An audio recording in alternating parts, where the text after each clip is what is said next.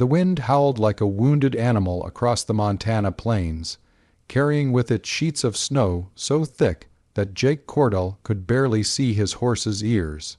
He'd been riding for 3 hours since leaving the Henderson ranch, and the storm that the old-timers had warned about had caught him halfway home. His ranch was still a good 10 miles out, maybe more in this weather, and the temperature was dropping fast enough that he could feel it through his sheepskin coat.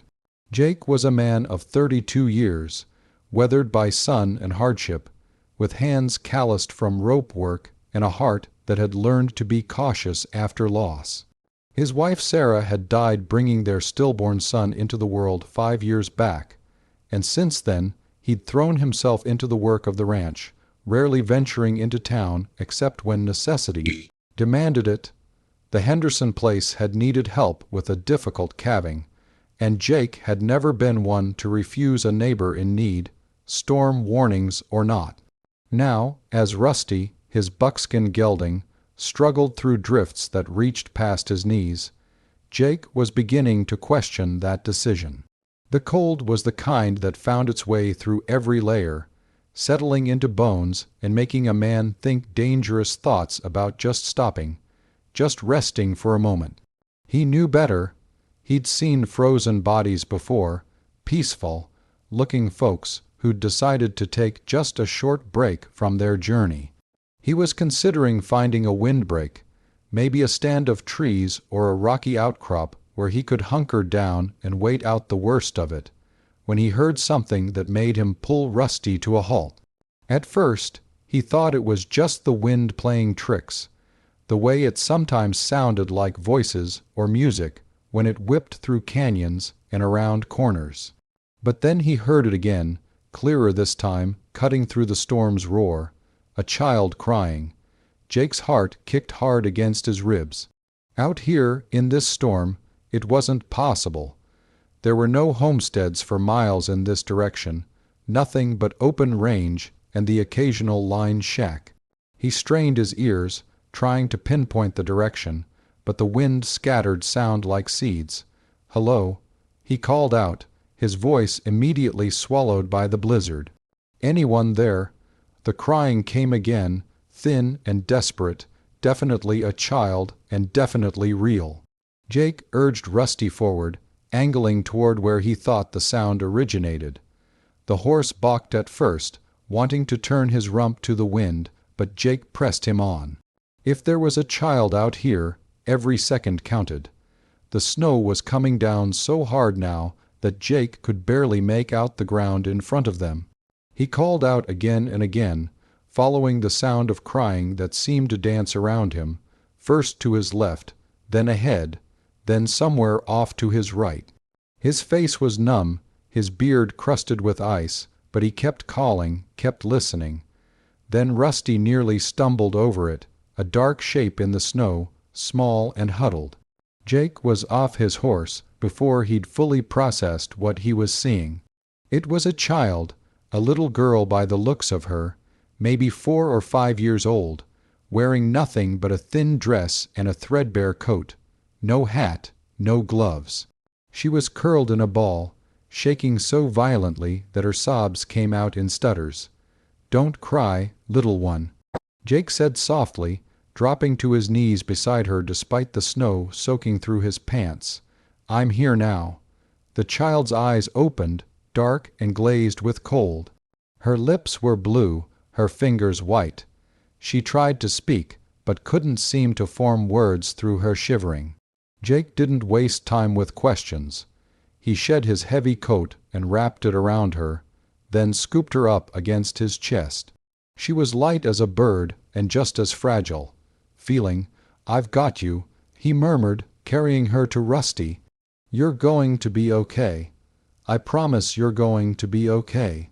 Getting back in the saddle with the child was awkward, but Jake managed it, settling her in front of him and wrapping his arms around her to hold her tight against his body heat. She was still crying, but softer now, more whimpers than sobs. He could feel how cold she was even through his layers.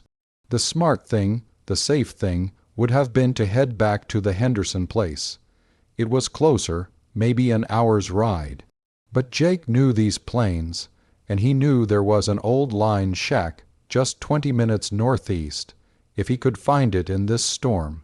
20 minutes versus an hour with a child, this close to freezing, could mean the difference between life and death. He pointed Rusty's nose in what he hoped was the right direction and gave the horse his head. Rusty had better instincts than most people Jake knew, and right now he was counting on that. The gelding moved forward steadily, carefully, picking his way through the drifts. Jake held the little girl close, rubbing her arms, breathing warm air onto her hair. "What's your name, sweetheart?" he asked, more to keep her conscious than anything. "Can you tell me your name?" "Lucy," came a small voice, muffled against his chest. "Lucy, that's a real pretty name. I'm Jake. Can you tell me what happened, Lucy? How'd you get out here?" For a long moment there was no answer, and Jake thought maybe she'd lost consciousness. Then, so quietly he almost missed it, Mama and Papa, the wagon. Jake's gut tightened. A wagon accident then. In this storm, it could have gone off the road, gotten stuck, any number of things. "Where are they, Lucy? Where's your Mama and Papa?"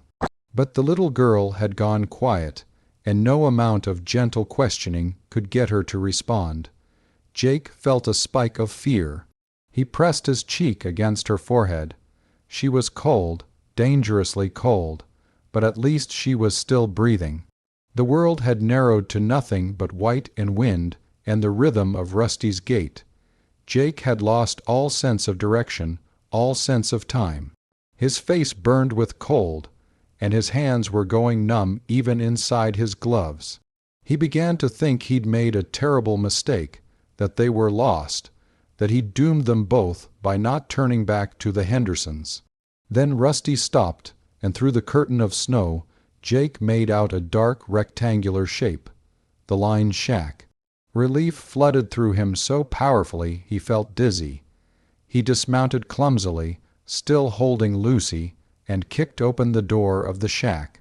It was small, maybe 12 feet by 12 feet, with a pot-bellied stove, a rough bunk, and a few shelves. Most importantly, there was a stack of firewood against one wall, and, Jake discovered with gratitude, matches in a tin on the shelf. He laid Lucy on the bunk, which had a couple of old blankets that smelled of mouse, but were better than nothing. Her eyes were closed now, and she wasn't shivering anymore, which scared him more than the crying had. When the body stopped shivering, it meant the cold had won. Jake had never moved so fast in his life. He had the stove open and was stuffing it with kindling within seconds. The matches were damp, and the first two broke, but the third caught. He coaxed the kindling to flame, added larger pieces of wood, and soon had a fire roaring in the stove. The shack began to warm almost immediately, but Lucy wasn't improving. Jake pulled off her wet dress and his own wet outer layers, then wrapped her in the blankets and held her against his bare chest, skin to skin, sharing his body heat the way he'd once done with a calf born in a late spring snow. He rubbed her arms, her legs, her tiny feet that felt like ice. "Come on, Lucy," he said urgently. "Come on, little one, stay with me." He didn't know how long he sat there, holding her, willing warmth back into her small body. Could have been minutes, could have been an hour. But finally, blessedly, she drew in a deeper breath and began to shiver again. The shivering grew stronger, her body fighting its way back from the edge. "That's it," Jake encouraged. "That's my girl, you fight." Her eyes fluttered open, unfocused at first, then finding his face, cold, she whispered, "I know, honey, I know, but you're going to warm up now. We've got a fire going, and pretty soon you'll be warm as toast." He kept her wrapped against him until her shivering eased, and her skin began to feel warm to his touch. Only then did he allow himself to check on Rusty, who he'd left standing outside. The horse was caked with snow, but seemed sound. Jake led him around to the lee side of the shack, where a lean-to offered some protection, and rubbed him down as best he could with a piece of old sacking he found. Back inside, Lucy was sitting up, the blankets pulled around her. She looked like a little owl peering out of a nest, her dark eyes wide and solemn. Jake put more wood on the fire and dug through his saddlebags for the biscuits and jerky he'd packed that morning. The biscuits were a bit crushed, but they were food. "You hungry?" he asked, offering her a biscuit.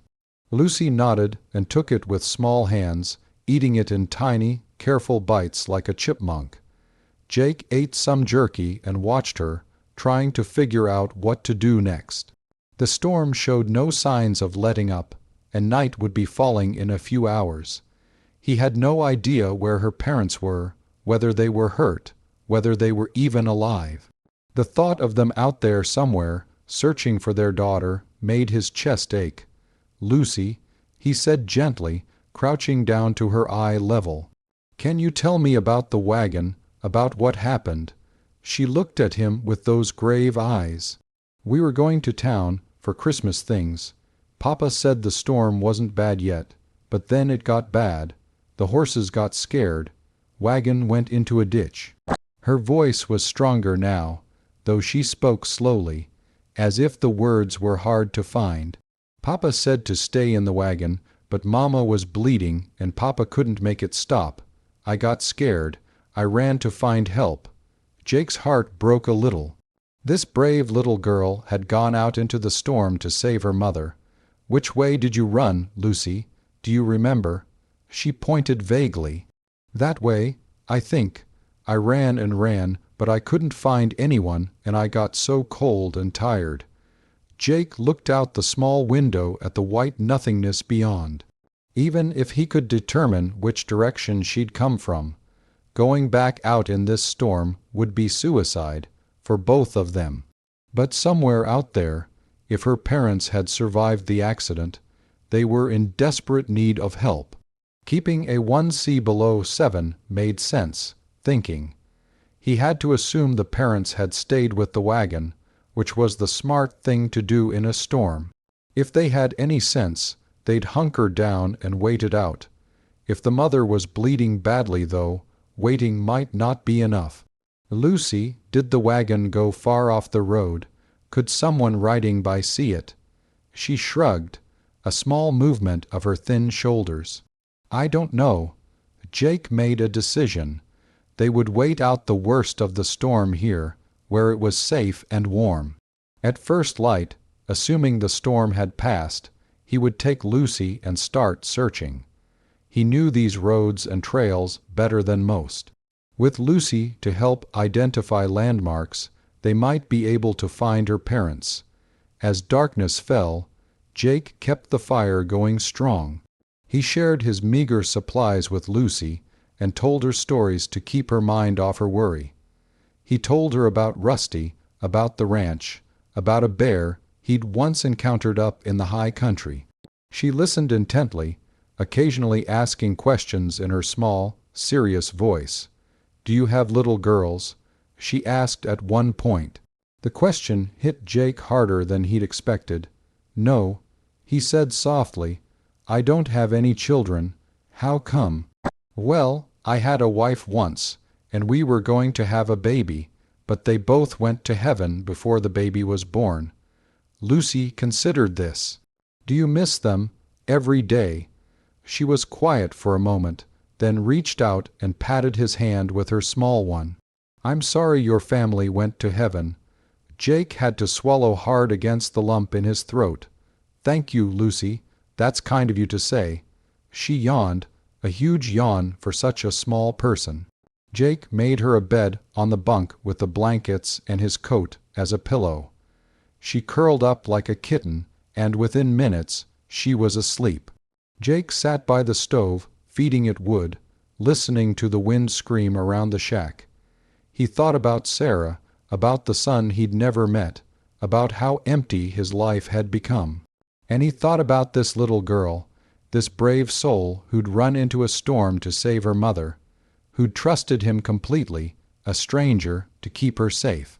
He dozed off sometime after midnight, jerking awake every hour or so to check the fire and check on Lucy.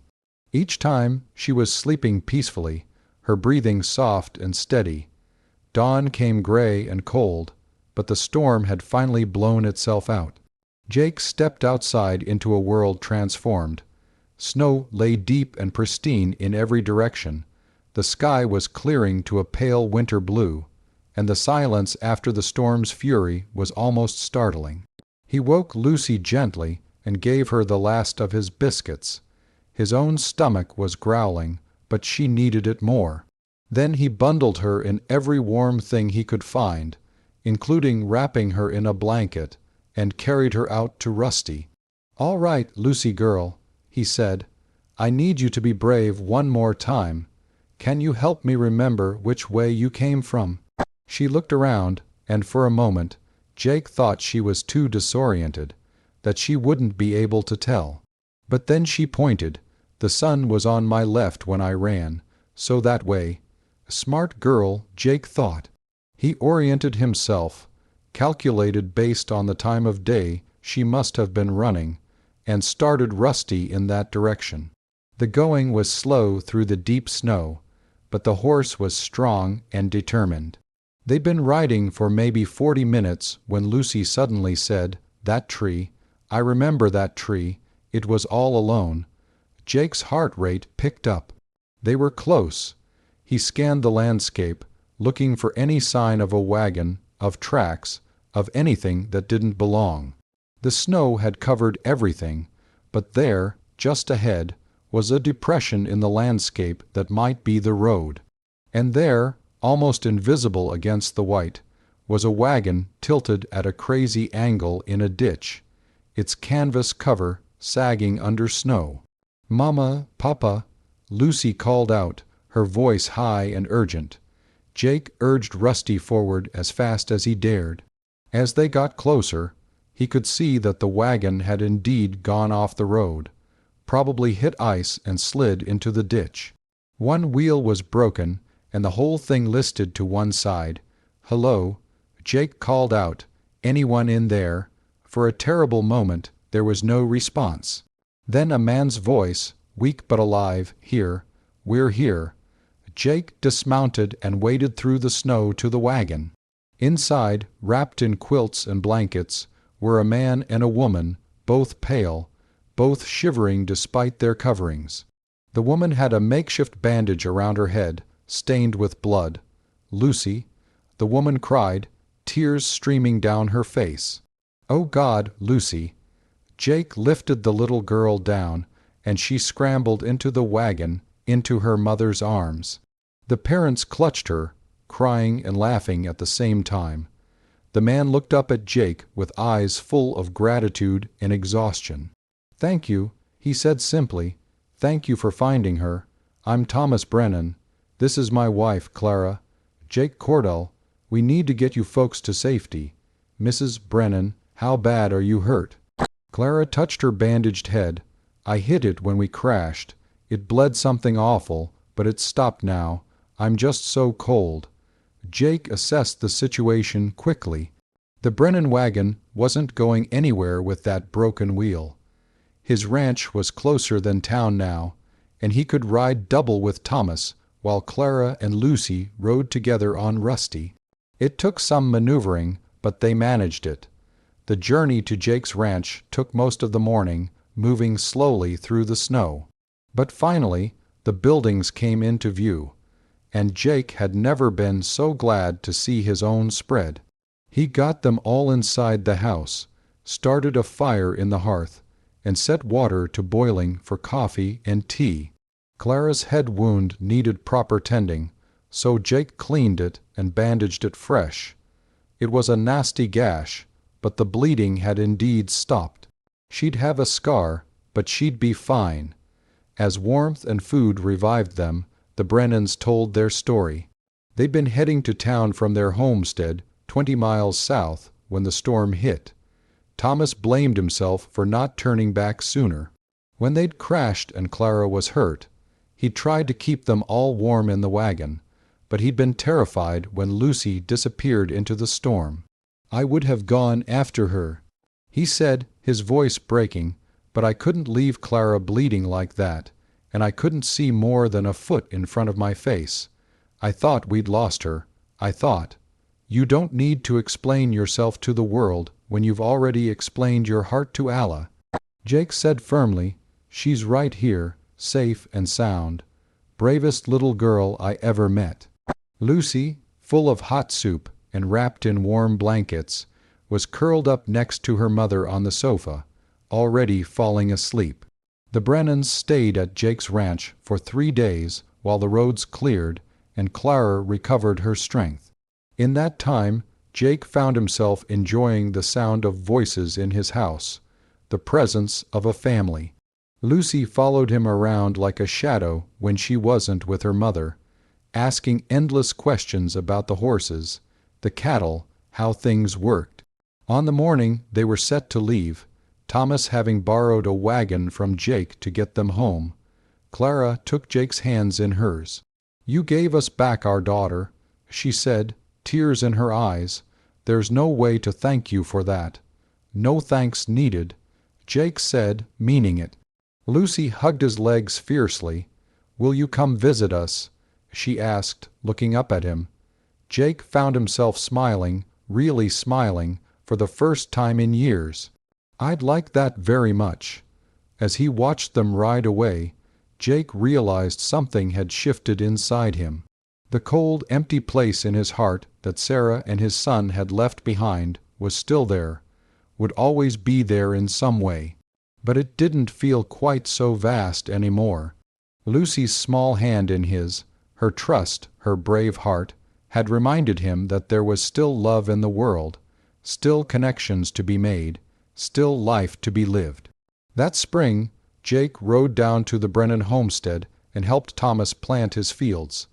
He became a regular visitor, a friend, and in time, family. Lucy grew from a little girl into a young woman, and she never forgot the cowboy who'd found her in the storm, who'd whispered gentle words while the wind howled, who'd promised her everything would be all right. Years later, when Jake was an old man sitting on his porch, Lucy, now grown with children of her own, came to visit. Her youngest daughter, a bright-eyed thing of about 4, climbed into his lap. "Mama says you saved her life once," the little girl said. Jake chuckled. "I suppose I did, but really, she saved mine too." "How?" the child asked, genuinely curious. Jake looked out over the Montana plains, remembering that terrible storm, that small crying voice in the darkness.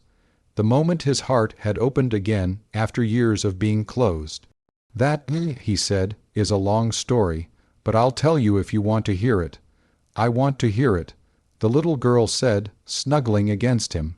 So Jake began, his voice soft but strong. "It was the worst storm I'd ever seen, and I was trying to get home when I heard someone crying." And somewhere in the telling, in the sharing of that story of fear and courage and hope, Jake understood that this was what life was about.